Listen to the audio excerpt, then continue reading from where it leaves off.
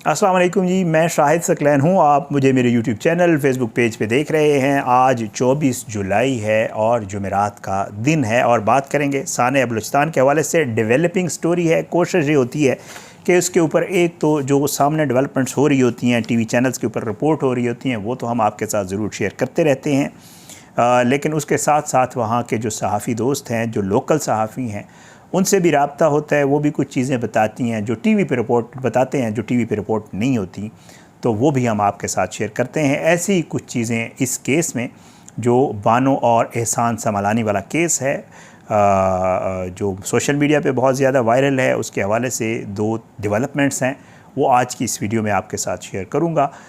सबसे पहले आपको बता दूँ, गुज़श्ता रोज़ मैंने आपको, अगर आपने वो वीडियो नहीं देखी तो ज़रूर देखिएगा, बानो की जो वालिदा है, मकतूला बानो की वालिदा, उसका एक कुरान पाक पकड़ के स्टेटमेंट सामने आया था, वो मैंने आपके साथ शेयर किया था, उसकी उर्दू ट्रांसलेशन शेयर की थी। उसमें उसने जो कुछ कहा वो वही था कि जी हमने गैरत के नाम पे सब कुछ किया, हमने जो किया है ठीक किया है, ये बलोच रिवायत है और जो सरदार है सातकज़ाई, उसका इसमें कोई कसूर नहीं है, उसको छोड़ दिया जाए, ये उसने स्टेटमेंट दी। लेकिन उसके बाद क्या हुआ? उसके बाद ये हुआ, आज की जो डेवलपमेंट है वो ये है कि जी उस वीडियो बयान के बाद जो है उसको बाकायदा तौर पे जो बानो की वालिदा है उसको उठा लिया गया, गिरफ़्तार कर लिया गया। और गिरफ़्तार इसलिए किया गया कि जी उसने उस पर ये इल्ज़ाम, आज अदालत में ये बताया गया, उसको आज इंसदाद दहशतगर्दी की अदालत में पेश किया गया था। गुलजान नाम है इसकी वालिदा का, और उस पे जो है अदालत में ये बताया गया कि इन्होंने सोशल मीडिया पर जारी करदा वीडियो में कत्ल की हिमायत की, और उन्होंने कहा है कि सारा कुछ ठीक हुआ है। और इसने साथ साथ दूसरा जुर्म ये किया है कि जिन लोगों को इस कभी फेल में, इस मामले में गिरफ़्तार किया गया है, उनके हवाले से इस खातून ने उनको सपोर्ट किया है, एक ऐसे फ़ेल को जो ख़ुद एक जुर्म है उसको सपोर्ट किया है। और साथ साथ उन अफराद को जिन्होंने ये सब कुछ किया, अपनी वीडियो में इस खातून ने बेगुनाह भी करार दिया। ये बाकायदा अदालत में बताया गया, इसलिए आपको बता रहा हूँ। अच्छा, पुलिस ये कहती है कि जी इस बयान ने जो है एक और इसमें जुर्म जो है पुलिस ने बताया वो ये है कि दोहरे कत्ल जो हुआ है उसकी हिमायत और इंसाफ का जो अमल हो रहा है उसके ऊपर असरअंदाज होने की कोशिश के मुतरादिफ है जो इस खातून का बयान है। इसलिए हमने इसको गिरफ़्तार किया है। जज साहब को बताया गया कि इस खातून ने ये सब कुछ किया है, तो इसलिए इसका हमें जो है वो रिमांड अता किया जाए, रिमांड दिया जाए एटीसी अदालत में।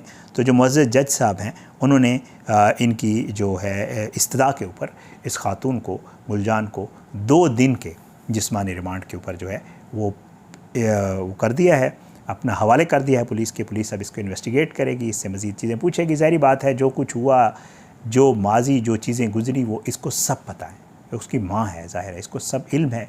पुलिस इससे इन्वेस्टिगेट करेगी और पुलिस इंशाअल्लाह जो इससे बयान लेगी और जो हकीकत ये बताएगी, हमेशा की तरह इंशाअल्लाह वो भी आपके साथ ज़रूर शेयर करेंगे। एक तो इसमें बड़ी डेवलपमेंट्स इस केस में ये थी, वो आपके साथ शेयर करनी थी। और दूसरा, मुझे कुछ चीज़ें पता चली। एक तो गुज़श्ता रोज़ सेनेट में बड़ी बहस हुई इसके ऊपर। जी अच्छी बात है, ज़ाहिर इस तरह के वाक़यात के ऊपर जो उनका माजी था, एहसान का, बानो का क्या मामला था वो तो हो गया, लेकिन ये 2 अफराद कत्ल हुए हैं, इसके ऊपर सेनेट में बाकायदा तौर पे बहस हुई। और तमाम सेनेटर्स ने, हमारा अपर हाउस है, तमाम सेनेटर्स ने इसकी बड़ी शदीद मजम्मत की और उन्होंने कहा कि जिन लोगों ने ये कुछ किया है उनको करार वाकई सज़ा दी जाए, अल्लाह करे ऐसा ही हो। लेकिन अब हुआ क्या? अब इसमें बताया ये जा रहा है कि जी इसमें 11 अफराद जो है वो पुलिस की हिरासत में हैं। हिरासत में इसलिए कह रहा हूँ कि जब तक अदालत में पेश नहीं किया जाता होता, जब तक उनकी गिरफ़्तारी नहीं डाल दी जाती होती, तब तक जो है वो हिरासत में ही होते हैं। गिरफ़्तार वाला मामला है। 11 लोगों को उठाया गया है। अब उसमें से 2 ऐसे लोग हैं जिनको अदालत में पेश किया जा रहा है, हम आपके सामने रखते हैं। एक सरदार है और दूसरा एक और शख्स है उसके साथ। अब जो है ये सब कुछ है। अच्छा, ये वाक़या तो छोटी ईद के बाद पेश आया था, ये भी पता चल गया है। और इन दोनों को जो है जो बानो है और जो एहसान है, इनको किसी ने बुलाया या ये ख़ुद वापस आए, ये भी अभी इसके ऊपर भी इन्वेस्टिगेशन हो रही है कि किसी ने ट्रैप करके इनको बुलाया है या ये ख़ुद वापस आए हैं। अभी वहाँ पे पुलिस ये भी चेक कर रही है। और ये आए भी अलग अलग वापस थे। ये वहाँ के साफ़ी दोस्त बताते हैं कि वो अलग वापस आया और कुछ दिन के 1-2 दिन के बाद, पहले बानो वापस ही, फिर 1-2 दिन बाद एहसान ख़ुद वापस आया। अच्छा, जो लोग गिरफ़्तार हैं मैं आपको बता दूँ, उनमें उस वीडियो में नज़र आने वाले अशख़ास बहुत कम हैं, ये भी आपको बता दूं। वहाँ के साफ़ी कह रहे हैं, वो कहते हैं कि ये वही लोग हैं जो सरदार के बंदे हैं, उनको गिरफ़्तार किया गया है। वीडियो में जो लोग नज़र आ रहे थे असल जो अमल करने वाले हैं वो लोग हैं। सरदार ने तो ऑर्डर किया था, सरदार पकड़ा गया जिसने कहा कि कत्ल कर दें, और जो उसके बंदे हैं वो पकड़े गए, लेकिन वीडियो में जो लोग नज़र आ रहे हैं वो कुछ और हैं। तो वो कम गिरफ़्तार हैं, उनमें से ज़्यादातर तो फ़रार हैं। और बताया ये जा रहा है कि अभी तक जो असल फायरिंग करने वाला बंदा है, मकामी सहाफ़ी ये बताते हैं कि वो भी अभी तक गिरफ़्तार नहीं हुआ जिसने फायर किया था।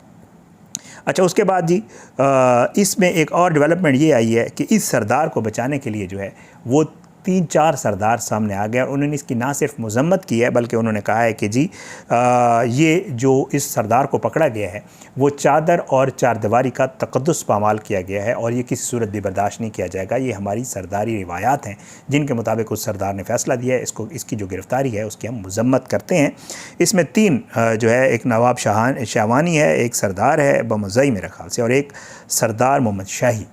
ये 3 लोग हैं जिन्होंने बाकायदा तौर पे ये कहा है कि जी हम इसकी मजम्मत करते हैं। और फिर वो कहते हैं, साथ साथ वहाँ के सहाफ़ी दोस्त भी ये बता रहे हैं कि जो हुकूमत है उसके ऊपर क्योंकि जो सरफराज बुगटी साहब हैं ख़ुद भी एक सरदार हैं, ज़ाहिरी बात है, उनके ऊपर बाकायदा तौर पे जो सरदारान हैं उनकी तरफ से ये प्रेशर डाला जा रहा है कि 2 सूरतें, एक तो हाथ हौला रखो, इतना ज़्यादा इस सरदार को इस मामले में वो ना करो। एक तो ये सरफराज बुगटी साहब के ऊपर प्रेशर आ रहा है, और दूसरा प्रेशर ये है कि किसी तरीके से इस केस से सरदार शेरबाज सतकज़ई को बाहर निकालो।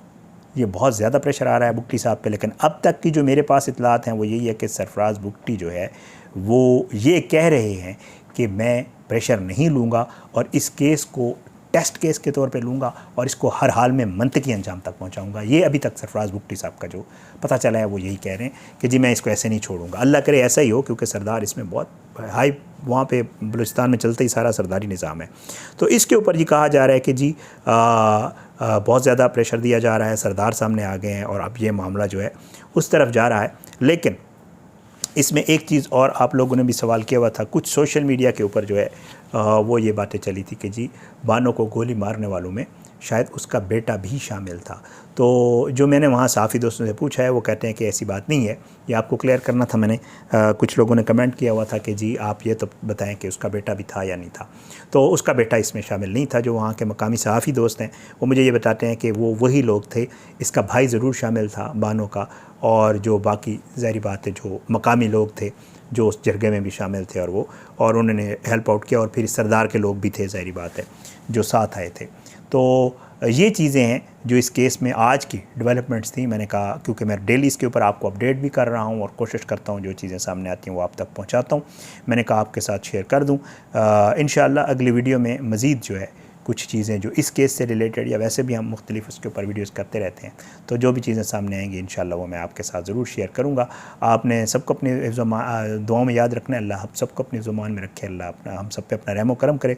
अल्लाह जो है पाकिस्तान का हामी नासिर हो, इसके खिलाफ साजिशें करने वालों को नस्ल नाबूद करे, ज़ालिमों को बिरत का निशान बनाए, मज़लूमों को इंसाफ मिले। इंशाअल्लाह अगली वीडियो में मुलाकात ज़रूर होगी, लेकिन बशर्ते ज़िंदगी। इजाज़त दें। पाकिस्तान ज़िंदाबाद। अल्लाह हाफ़िज़।